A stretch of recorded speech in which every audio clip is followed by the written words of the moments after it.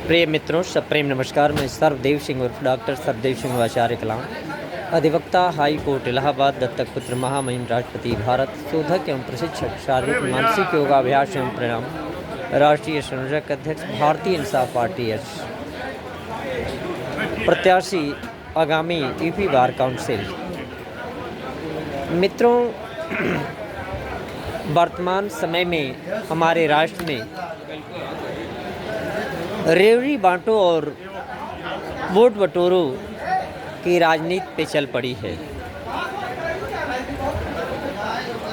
जिससे देश के संसाधन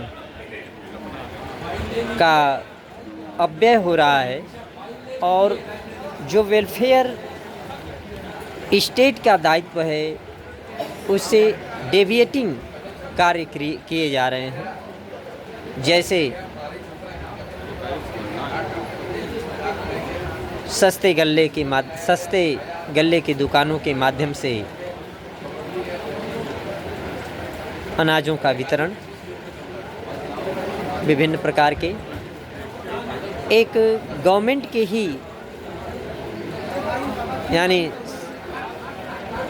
भाजपा के सभासद का उद्गार अभिव्यक्ति जिसमें उन्होंने स्वीकार किया कि जो हम आम आदमी तक अगर 1 केजी अनाज पहुंचाते हैं तो उसके क्रय से लेकर भंडारण से लेकर के उस व्यक्ति तक पहुंचाने में 1 केजी अनाज का मूल्य 138 रुपया आता है।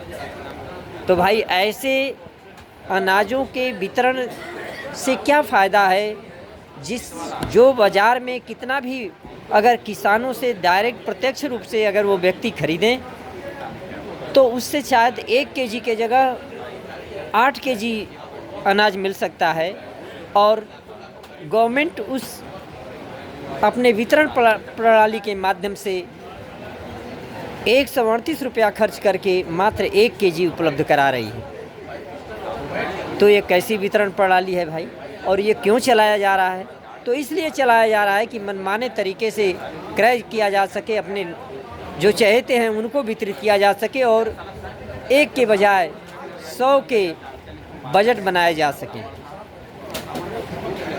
इसी तरह से अभी बच्चों पर आपने अभी 2 दिन पहले का घोषणा है प्रधानमंत्री जी का कि जो सरकारी स्कूलों में बच्चे पढ़ रहे हैं उनमें 15,000 रुपये दिए जाएंगे।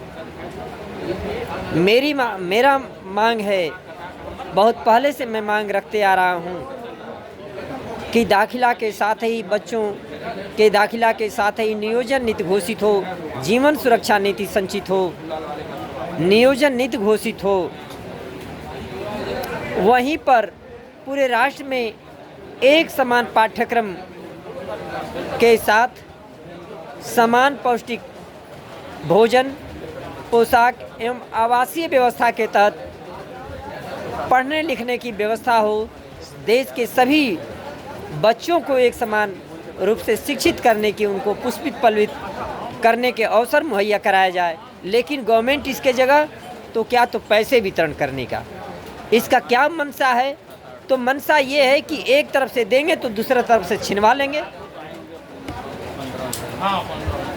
क्यों कि अगर हम बच्चों को समान पाठ्यक्रम, समान पोशाक और समान आवासीय व्यवस्था के तहत पढ़ने की व्यवस्था करेंगे, जिसमें कि गवर्नमेंट का यह दायित्व होगा, गवर्नमेंट मशीनरी का दायित्व होगा, जिससे कि राष्ट्र के सभी बच्चे चाहे किसी भी कास्ट कौम के हों उनको समान रूप से पुष्पित पल्वित होने का अवसर मिले। तो उसमें किसी तरह का हिंड्रेंस नहीं होगा, उसमें अमीर गरीब किसी भी कास्ट के बच्चों का समान रूप से बौद्धिक विकास होगा। तो जो देश में मुट्ठी भर लुटेरे शासन सत्ता में हैं, उनका ये है कि अगर ऐसी व्यवस्था हो जाएगी तो देश के हमारे बच्चे तो हो सकता है पीछे हो जाएं, जो गरीबों के बच्चे हैं वो इस व्यवस्था के लिए योग्य बन जाएंगे, डॉक्टर इंजीनियर बन जाएंगे, सिविल सर्वेंट बन जाएंगे। तो हम जो लुटेरे हैं 5% से लेकर के 20%, हमारे बच्चे कहाँ जाएंगे?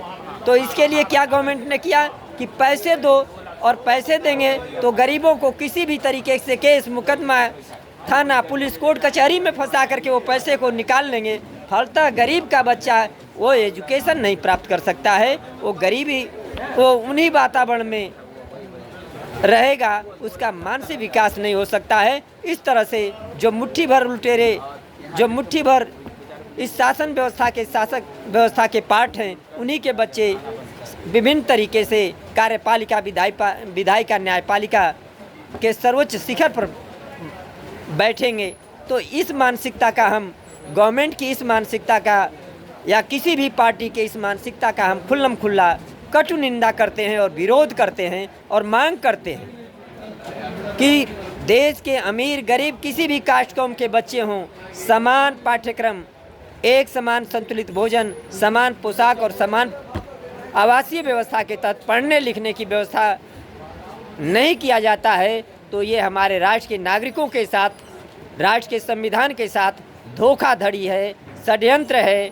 ऐसे प्रयासों का हम कटु विरोध और निंदा करते हैं। इन्हीं बातों के साथ मैं सरदेव सिंह उर्फ डॉक्टर सरदेव सिंह आचार्य कलाम आप सभी को सप्रेम नमस्कार।